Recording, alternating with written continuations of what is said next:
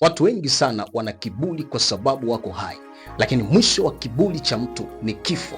Sasa leo na nikufundishe na nikwambie na nikuweke wazi kile kinachotokea, ili uamuzi ubaki kwako, kwamba uendelee kuishi kwenye dhambi ama ukubali kumpa Yesu maisha yako. Kama uliokoka ukarudi nyuma, uendelee kuishi katika hayo maanguko ama ukubali kutubu na kugeuza njia zako kwa Yesu. Kitabu cha Mhubiri sura ya 12 kuanzia mstari wa kwanza. Narudia tena, kuna watu wana kiburi kwa sababu wako hai. Nikwambie, huo uzuri uliokuwa nao hautakuwa na thamani siku unapokufa. Umbo zuri ulilokuwa nalo linalofanya watu wakusifu na ukajiingiza kwenye zinaa halitakuwa na thamani, halitakuwa na maana katika ile siku ya kutisha. Anasema hivi, mkumbuke muumba wako siku za ujana wako, kabla hazijaja siku zilizo mbaya, wala hazijakaribia miaka utakaposema mimi sina furaha katika hiyo. Kuna siku zinakuja, kuna miaka inakuja ambapo utasema huna furaha. So wakati uko hai na una nguvu, ndo wakati sahihi wa kumgeukia Mungu na kumkumbuka Mungu na kumtumikia kwenye njia zako. Usisubiri siku unaumwa, usisubiri siku unakaribia kufa, kwa sababu sio wote wanaoongozwa sala ya toba wakiwa wagonjwa ama wakiwa wanataka kufa wanauona ufalme wa Mungu. Wengi wanapotea kwenye giza la milele. Mstari wa pili anasema, kabla jua na nuru na mwezi na nyota havijatiwa giza, kabla ya kurudi mawingu baada ya mvua. Maana itakuwa ni siku mfano wa siku ya giza. Naongea kwa habari ya kinachotokea roho inapouacha mwili. Inakuwa ni mfano wa siku ya giza. Hakuna chochote kizuri kwako kitakachokuwa na thamani kwenye ile siku. Siku ile walinzi wa nyumba watakapotetema, hapo wenye nguvu watakapojiinamisha, na hao wachunguliao madirishani kutiwa giza. Zitakuwa ni nyakati ambazo kama ulikuwa unalingia ulinzi wa misimu utajiinamisha. Kama ulikuwa unalingia ulinzi wa mabodyguard pamoja na security team, wote watajiinamisha kwenye hiyo siku. Hapata kuwa na mtu yoyote atakayekuwa na uwezo wa kuzuia roho yako isitoke nje ya mwili. Kubali kumpokea Yesu na utembee naye ili uwe salama katika hiyo siku. Na milango kufungwa katika njia kuu, sauti ya kinu itakapokuwa ni ndogo, na mtu kusituka kwa sauti ya ndege, na binti za kuimba watapunguzwa. Binti za kuimba watapunguzwa. Anasema na sauti ya kinu itakuwa ndogo. Najaribu kuyazungumza haya maandiko katika namna ya ufunuo mkubwa sana, ili ni kueleweshe kinachotokea mtu anapokufa. Sauti za watu kwenye masikio yako zitaanza kupotea. Wakati unaenda kuzima, sauti zitaanza kupotea. Sauti za vinu, sauti za nyimbo, sauti za watu zitaanza kupotea. Sauti za mawazo mabaya uliokuwa ukiyatafakari usiku na mchana, zinaa, uchawi, kuua, kuharibu watu, zitaanza kupotea. Naam, wataogopa kilichoinuka na vitisho vitakuwako njiani. Roho inapochomoka sasa pale, hiyo njia utakayoiendea, kama ulikuwa ni mwovu, vitisho vitakuwepo njiani, na mlozi utachanua maua, na panzi atakuwa ni mzigo mzito, na pilipili hoho itapasuka, maana mtu aiendea nyumba yake ya milele. Mtu, nafsi ya mtu inaiendea nyumba yake ya milele. Kwa hiyo ananiambia kwenye Mhubiri kwamba na vitisho vitakuwepo njiani, hata panzi atakuwa mzigo mzito. Kuna mtu anapokaribia kufa anarusha miguu, anarusha mikono, anatikisa kichwa, hata shuka alilofunikwa linakuwa ni mzigo mzito, anatamani kulitupa, kwa sababu katika ile sekunde na katika ile dakika utahisi ni kama kuna mtu amekuja kukuziba pumzi usieme. Utahisi ni kama umefunikwa na blanketi zito sana ambalo halitakuwa na upenyo hata kidogo kuruhusu pumzi iingie kwako. Kwa hiyo utaanza kuhangaika. Watu wengi huwa wanahangaika mfano wa kuku anayetaka kuchinjwa.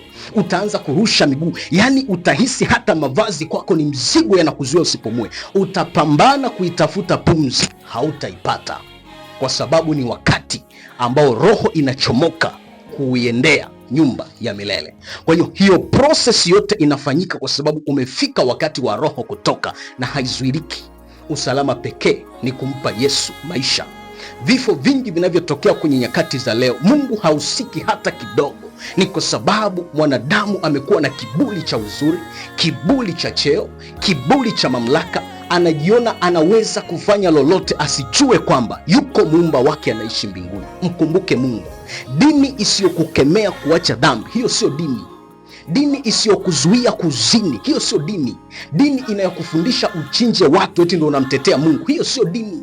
Dini ambayo haikukatazi kuwa na michepuko, hiyo sio dini.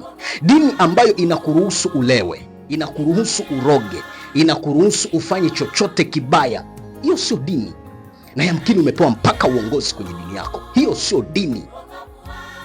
Anasema nao waombolezao wazunguka njiani, kabla haijakatika kamba ya fedha, na kuvunjwa bakuli la dhahabu, na mtungi kuvunjika kisimani, au gurudumu kuvunjika birikani, nayo mavumbi kuirudia nchi kama yalivyokuwa, nayo roho kumrudia Mungu aliyeitoa. Huu mwili ni mavumbi, ni udongo tu, kwa sababu wakati Mungu anatuumba, alituumba kutoka katika ardhi. Kwa hiyo huu utayarudia mavumbi, maandiko yanasema kama ilivyokuwa, lakini roho itamrudia Mungu aliyeitoa. Mungu aliyeitoa. Sasa itakaporudi huko ndo utakutana na hukumu kama ulikuwa ni mwenye dhambi. Itakaporudi huko ndo utakutana na uzima wa milele kama ulikuwa ni mwenye haki na ulimpokea Yesu akae ndani kwenye maisha yako. Kwa hiyo inakuja siku sasa ile prosesi itakapokamilika ya mtu kuzimika pale, roho yake sasa itachomoka ndani ya mwili, na atakuwa akiona yote yanayoendelea pale. Atauona mwili wake ukiwa uko pale kitandani. Sekunde chache atakuwa amefika anapostahili. Atakuwa amefika kwenye eneo aliloandaliwa kutokana na kile alichokuwa anakifanya hapa duniani, na akifika huko atapokelewa. Kama ni mtakatifu, atapokelewa na jeshi la malaika, viumbe wa Mungu wa rohoni watampokea. Kama alikuwa ni muasi, atapokelewa na madhabahu za kishetani. Na wengine huwa wanabahatika kwa sekunde kadhaa kuwepo eneo la tukio, eneo ambapo roho yake imechomoka. Wengine kama alikufa kwa ajali, yani kile kitendo anazima tu, roho inachomoka kwenye mwili, inasimama pembeni. Kwa hiyo wengi huwa wanapiga kelele kwamba niko hai, msilie, lakini hakuna atakaye kusikia yoyote.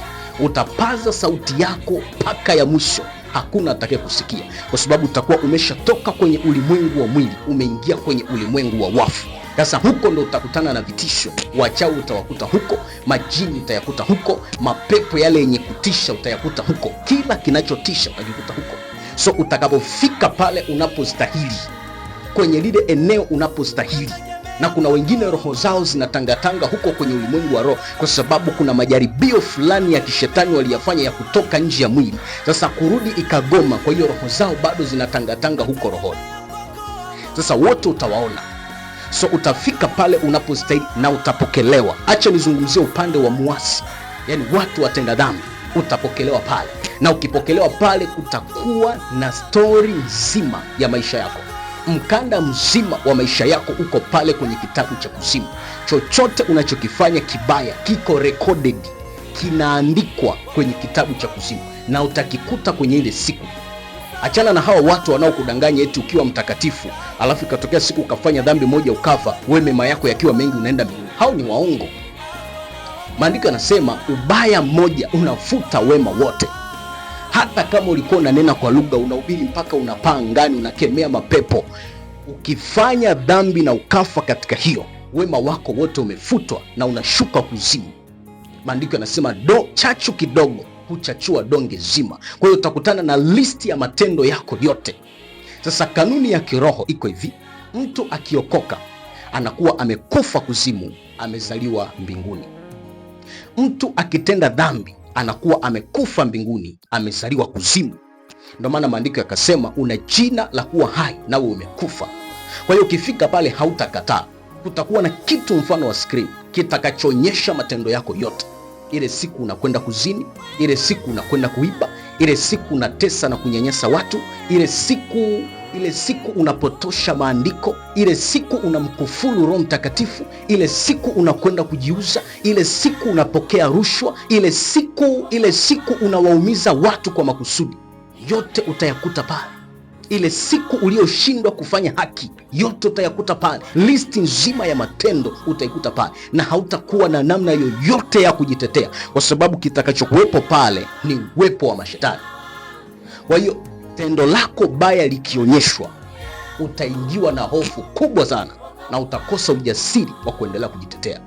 Narudia tena, kipo kitabu cha uzima na kipo kitabu cha kuzimu.